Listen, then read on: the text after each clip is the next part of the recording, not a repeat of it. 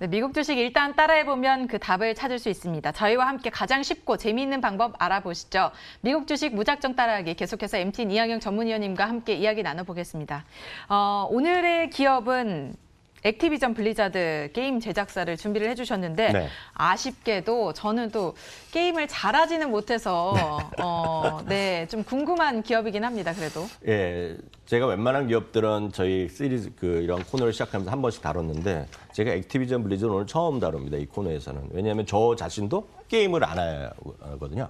그래서 안 한 것도 있죠. 그렇지만 다만 많은 아침부터 방송 보시는 분들이 자식들이 이거 많이 하고 속상하신 분이 계셔갖고 일부러 제가 안 한 것도 있는데 대신에 이제 주위에 보시면 뭐 자제분이나 뭐 남자친구, 여자친구, 남편 뭐 이런 게 하는 것 때문에 속상하신 분이 계실 텐데요. 네. 어찌됐건 많은 요즘의 그런 시대 상황, 집콕주, 그리고 스테이 앳홈 관련 주식으로 얘기하는 것 중에 하나가 게임이기 때문에 말씀드리겠는데요. 액티비전 블리자드는 콜 오브 듀티로 요즘 한참 뜨고 있는데요. 그걸 만든 게 액티비전이라는 회사가 되겠고요.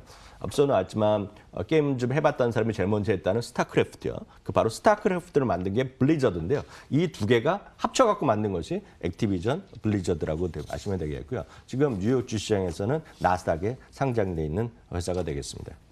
네, 수년 동안 뭐 게이머들의 비판을 많이 받으면서도 실적과 주가 모두 약간 부진한 기업이었죠. 네, 맞습니다. 이게 한 2년 동안 주가가 엄청 떨어졌거든요. 그래서 이제 많은 분들이 이제 우리나라에서 많이 하는 롤이라고 그러죠. 롤드컵으로 유명한 리그 오브 레전드 그리고 포트나이트 이런 것들이 뜨면서 여기가 이제 시대 상황의 경쟁력이 뒤졌다 그랬고요. 그래서 많은 개발자들이 많이 이제 회사를 떠나고 거기서 뭐라고 합니까? 그 구조조정도 많이 하고 그래서 비판을 많이 받았던 기업입니다. 그래서 이런 걸 얘기하는 사람이 주위에 게임 좀 하는 분들은 많이 알 것 같고 저 같은 경우에도 저희 아들 때문에 다 이런 얘기 다 주워 듣는 거거든요. 많이 떠났다 뭐 하고 욕 먹는다 이런 거고요. 딱 저희 아들 같은 경우가 이제 롤드컵 하면 네. 어디 가서 다른 나라 가서도 구경하는 그런 사람이거든, 친구거든. 그러니까 그런 사람들이 보면 액티비전 블리자드 이 개발자 회사 이랬던 것이 불과 한 3년 전부터 작년까지의 그런 상황이라고. 사실 제가 학생 때만 해도 스타크래프트와 디아블로 참 많이 했던 걸로 기억이 납니다. 뭐 남학생들이 굉장히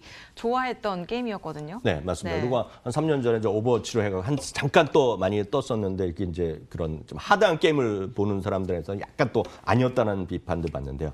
인력을 8%나 감소하면서 대대적인 인력 구조 조정을 했는데 이제 이게 작년 하반기부터 새로운 모멘텀을 찾은 것이 바로 콜 오브 듀티 모바일이라는 겁니다. 그러니까 콜 오브 듀티 모바일이 뜨면서 모든 것이 한순간에 바뀐 거죠. 그러니까 그만큼 게임 하나가 뜨면서 시장은 완전히 바뀌어놨고 거기다가 이제 스테이 앳홈 이런 코로나19까지 합쳐지면서 세상이 뭔가 좀 바뀐 그런 기업이라고 이해하시면 되겠네요. 게임을 하기에 참 좋은 환경이 좀 만들어진 것 같기도 하네요. 코로나19 시대의 대표적인 집콕 주식으로 분류가 되고 있다고 말씀을 해주셨는데 이 액티비전 블리자드 어떻게 코로나19 시대에 어떻게 평가가 되고 있나요? 네, 맞습니다. 증권가서 이제 아마존이라든가요.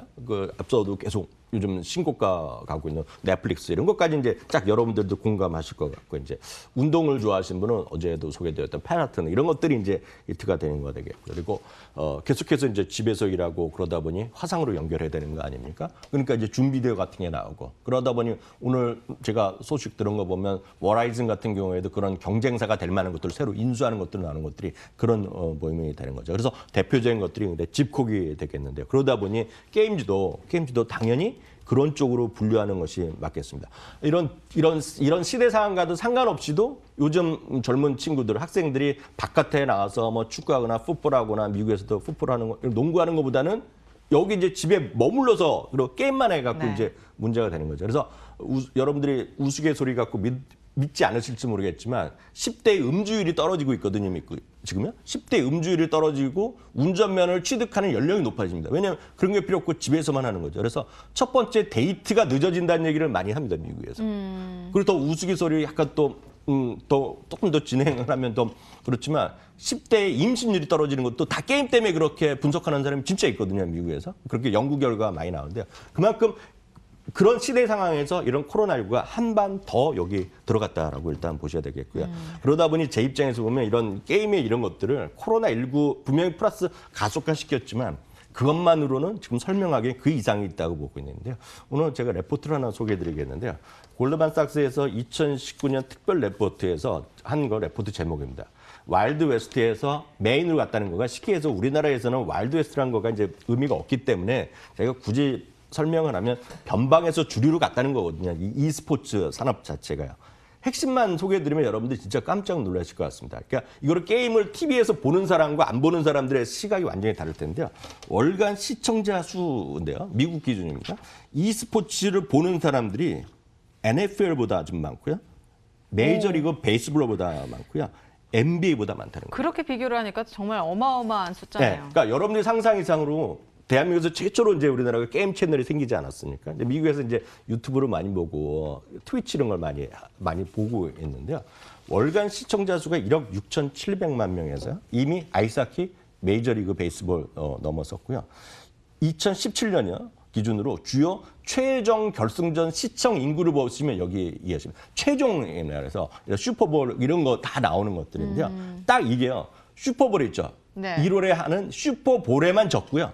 슈퍼볼에 적고 예를 들어서 리그 오브 레전드 기준으로 보면 얘네가 야구, 월드 시리즈, NBA 파이널, 스탠리컵은 이제 아이스하키거든요.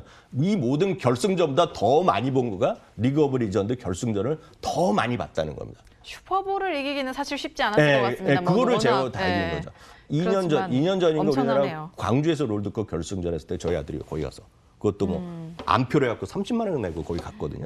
그러니까 네. 그런 것들을 보는 사람들이 딱 이거다라고 보셔야 되겠고요. 상금 규모 있죠. e스포츠의 상금 규모가 2017년부터 2022년까지 연평균 30%가 증가합니다. 그러다 보니 이렇게 상금 규모를 누가 주겠습니까? 여러분들이 주는 게 아니잖아요. 후원사들이 주죠. 후원사들이 주니까 SK 이런 데서 하는 거고 우리나라에서 페이컨가 이런 친구들 있지 않습니까? 워낙 우리나라에서 유명하죠. 모든 네. 스포츠 프로 선수 중에 제일 연봉이 많고 그 연봉을 발표하는 순간 이게 계약이 위반된다라고 말을 못하는 그 친구. 유명한 야구 선수들도 그 친구랑 사진 찍고 뭐 올리잖아요. 그러니까 그런 것들이 되는 이유가 이렇게 돈이 몰리고 있기 때문이기 때문에 그 e스포츠 산업 자체를 무시하시면 안 된다. 그래서 오늘 다시 한번 정리해드렸습니다. 어릴 때 제가 이런 흐름을 좀 알았더라면 저희 사촌 동생이 굉장히 게임을 좋아했는데 계속 하라고 네, 내비뒀어야 그럼요. 되는데 이거 좀 아쉽습니다. 네. 또 CEO가 개인 전화번호를 직원들에게 공개한 일화도 있었다고 들었는데 어제 네. 살짝 얘기를 네, 해주셨는데요. 바비 카틱인데요. 임직원에게 10,000명한테 이제 개인 전화번호를 공개했거든요. 그래서 조금이라도 이제 어려운 일이 있으면 언제라도 개인적으로 전화하라. 뭐 이거 했다는 거죠. 코로나 감염 때문에 지금 머리 아프다. 네. 감염된 것 같다. 뭐 이런 얘기 하는 거 같아요. 경제적으로 갑자기 어려움이 있다. 예, 병원을 진료하고 싶은데 쉽지 않다. 이런 것들 하면 전문 병원을 소개, 뭐 이런 거 다 해주겠다는 겁니다, 지금요. 그러니까 어려운 시기에 직원을 만족도를 높이고 직원을 관리하고 소통의 중요성을 강조한 사례가 딱 이런 거 되겠고 오늘 같은 경우 보면 제프 베조스가 아마존의 전 직원을 그냥 테스트를 시키겠다 이런 얘기 하잖아요. 근데 이런 것들이 뭐냐면 전체적인 사회 그리고 직원들 만족도 그게 바로 ESG 인베스트먼트 ESG 하나이기 때문에요. 이번 코로나가 터지면서 ESG를 한 번도 안 들어봤던 사람들도 ESG에는 관심이 더욱 높아질 수 있다는 분석도 있거든요. 그러니까 그런 것들이 상당히 우리나라 상식으로 보면 우리나라 같은 경우는 여러분들을 보면 우리나라 그룹 회장의 전화번호를 안다는 거거든요. 힘들면 전화하라는 건데 이게 이해가 안 되잖아요. 그게 바로 그런 힘이다라고 이해하시면 되겠습니다. 저도 뭐 힘겨울 때가 있을 것 같은데 어떻게 PD님 전화를 좀 드려야 될 순간이 올 수도 있을 것 같습니다. 네, 주가와 월가의 시가까지 알아보도록 하겠습니다. 네, 어제도 마찬가지 이틀 연속으로 52주 최고가를 갖고 있고요. 코로나19 확산 시 역시 동반해서 주가는 20% 떨어졌었는데요. 바로 반등을 시도했죠. 그러면서 52주 신고가 랠리가 있고요. 이렇게 했고요. 어저께까지 10.6%, 오늘까지 하면 15.4%까지 주가 올라갔고요. 월가의 전문가 17명이 매수 의견, 1명이 보유, 1명이 매도 의견을 갖고 있고 여전히 강력 매수 의견을 갖고 있겠고요. 최근 들어서 3월 들어 이후만 보더라도 목표 주가 추가 보면 그 흐름 보면 1명 정도, 버른스타인 정도만이 약간 썰렁하게 이거는 이런 식으로 제가 늘 말씀드리지만 자기 아들이 게임을 엄청 해서 싫어하는 사람이거든요. 자기도 안 하거나. 이런 사람은 매도 의견 자기 소신대로 하는 거가 되겠고요. 매수 의견 목표 주가가 $70 넘는 것들이 꽤 있다는 것도 참고하시면 되겠습니다. 네, 오늘 액티비전 빌리자드에 대해서 알아보는 시간 가졌습니다. 지금까지 MTN 이항영 전문위원님과 함께했습니다. 오늘 말씀 고맙습니다.